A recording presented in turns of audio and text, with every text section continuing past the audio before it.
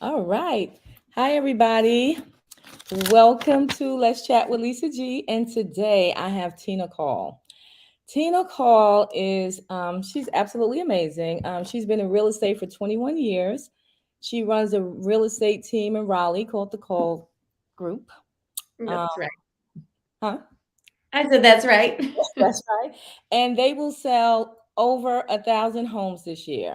Woo! So, welcome. How are you? I'm good. Thanks for having me. I'm so excited to be on your show. Yeah. Thanks for being here. I just love it. I'm so happy that you're here. I know you have a lot to do, so we will just kind of get going. I just have a few questions I wanted to ask you, Of course. basically about your business. And just to let everybody know, I had an assignment to interview a millionaire, and I have chosen Tina. So, Tina, I'm so glad that I could be chosen for that title. isn't that amazing? I mean, that Yes, is amazing. Yes. I look yes. forward to the day somebody can choose me for that. They will. They will, girl. They will. We're I gonna love speak it. it into existence right now. Yes. That's right. That's right. All I right. love So Tina, so in terms of your business and all the, like we said, that you're gonna sell, I'm sure over 1,000 homes this year. How would you say you got started in the business? Well, so I'm 43. I started when I was 23. And so 20 years ago, I was just an independent agent like you, right? Just Mhm. selling houses. I call it the dancing bear years. You get paid to dance. When you sell a home, you get paid. You dance, you get paid. So, Mhm. um, and then I got tired. It was 14 years of selling, homes and 100 homes a year. And what I found was I was working hard, but my time freedom was going down. And so I started to think about leverage, and I started to think about helping others become leaders in the community, leaders in real estate, teaching them the things that I knew. And I knew that I would have to give up some of my money, but I learned from many mentors that it takes money to make money. And everything is about leverage, leverage, leverage. So getting back your time, which is, there's not enough of in the day. Mhm. So I started to build a team in 2014, and we started to grow at 20% clips every year, and my income, my net income started to grow at 20%, and we've literally hit exactly 20% growth every year from 2014 till now. And finally, a couple years ago, I was out of the business, the day to day, the buyers, the sellers. Even though I'm entwined in the deals, and I still help our buyers and our sellers from a marketing perspective. I have Mhm. amazing advisors that do work with our clients, Mhm. and so that's how I got started, and that's where we are today. We have 50 agents on our team, and yes, we'll sell 1,000 transactions. So we're helping anywhere between 70 and 100 people a month buy or sell a home. That is amazing. Absolutely amazing. Okay, now I got a question. Were there any specific challenges as being a woman entrepreneur? I think they're growing into this business. A lot of who I was surrounded with in the beginning. There were a lot of course, men. It was a male-dominated business, so you kind of had that little bit of intimidation. But what I find is now, if you look at NAR statistics, the National Association of Realtors, 58% of real estate agents are female. So it has become more of a female-dominated business, and it's a great place for females because I feel like we're a little bit more patient. We're great problem solvers. And I think we're badass CEOs because we are moms, we are wives. We have to do the same work that sometimes, no offense to men. I love men, but I Yeah. mean, if you're in that role, and you're just doing your job for 8, 9, 10 hours a day, and not tending to children and not tending to other things, Mhm. it's a little harder, right? So we have to just be many places at many times sometimes. And so I have to do the 8-hour job in 3 hours sometimes because there's other things to juggle. So I always say moms, I was interviewing a mom today to be on our team, and she Mhm. has 6 kids, and she's a full-time real estate agent. And I'm just like, she is amazing. I said, you're an amazing CEO. You could probably come and run our team, doing that kind of job all day. But yeah, it's like you're juggling so many humans already. That Mhm. makes you a CEO of your household, which could Right. make you a great CEO of business. That sounds fantastic.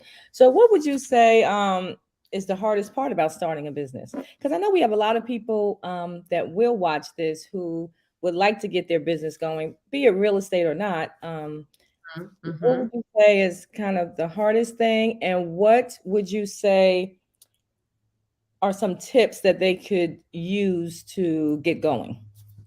Well, I think the hardest thing for me, it's sort of that mental game of starting the business, right? You know, a lot of people are conditioned to believe they should have stable jobs, they should get paid a paycheck every month. That's how their families did it. That's how we should do it. So I think the hardest thing is just saying, I'm going to start a business. I'm going to be an entrepreneur. I'm going to be, if it's to be, it's up to me. I'm going to go out and try to make an income on my own. And so that's tough. It can be intimidating, you know, just thinking about business expense. You know, you're investing in something Mhm. and you're investing in yourself, and you Mhm. have to have some kick butt belief that you can do it. Mhm. Um, and so I think it's a big mental challenge in the beginning, and then not listening to the self doubt, right? To that I call it the drunk Right. monkey on your shoulder that constantly is, you know, yapping in your ear. It's taming that voice that says, oh, you're going to fail, or look, it's just not working out, you're not profitable yet, you know, all the things that, you know, I think could come up. It's pushing through that and persevering, and knowing that at the end that vision is what you really want, and you're pushing for it even with roadblocks. Mhm. That is fantastic. And you mentioned the word vision. So you would say it's super important to have that, of course. Absolutely. I mean, you have to think about what do I want? What am I going to do? What am I going to do with the money that I make? Why is it important to make this money? Why is it important to have this business? I think a lot of people, they don't know why they're doing what they're doing. Maybe they're doing it just out of sheer, I'm just unhappy. I'm unhappy in this role here. So I'm just looking to do something that's passionate. My feeling is you have to have a passion for the business that you're in. You can't just say, I'm going to go get my real estate license because it looks like a great career, but I hate houses and I definitely hate people. Right. Like, Not gonna work. not going to work, because you have to love people, you have to be passionate, and you have to learn how to be a salesperson, which a lot of people in real estate, they forget that they're in sales and they Mhm. don't want to do like the hard things, you know? So it's like, there's some hard things, as you know, you have to do in real estate. And it's Mhm. not all pretty houses and showing people, you know, around all day long in cute outfits. Mhm. Yeah. I love it. Yep, that's so good. Mhm. Um, so your business is in Cary. Is there a specific reason why you chose Cary? You know, when we moved to Raleigh, and we ended up looking at different cities, and we found a school that we wanted our son to go to, Resurrection Lutheran. So it was sort of like we found a place we wanted him to be, and then Mhm. we kind of were like, well, it's pretty around here. And to me, it was all beautiful. I mean, anywhere I drove, we looked at Wake Forest, we looked at Holly Springs, we looked at Raleigh, we looked at Cary. It all looked the same to me. It was all just beautiful. It was trees Mhm. and green. So when we moved here from Michigan, coming from very flat, you know, everything was on a grid. There's trees, of course, in Michigan, but everything was very gray. We were just so blessed to just be here. And look at, my dog is now barking. I'm I have to surprised shut mine is the door. quiet. That's right. I better shut the door. Okay. Annoying. Um, Sorry about that, everyone. Yeah. So yeah, so it's just, you know, just being in this environment, and you know, Cary just was a natural fit for us to just kind of, you know, sell houses here. It was a great area. We gave ourselves a raise. We were actually looking for a community where the price point of housing was even higher, because when I left Michigan, we were totally tanking, and we were selling homes that used to be 150 grand. They were down to 60, 70,000.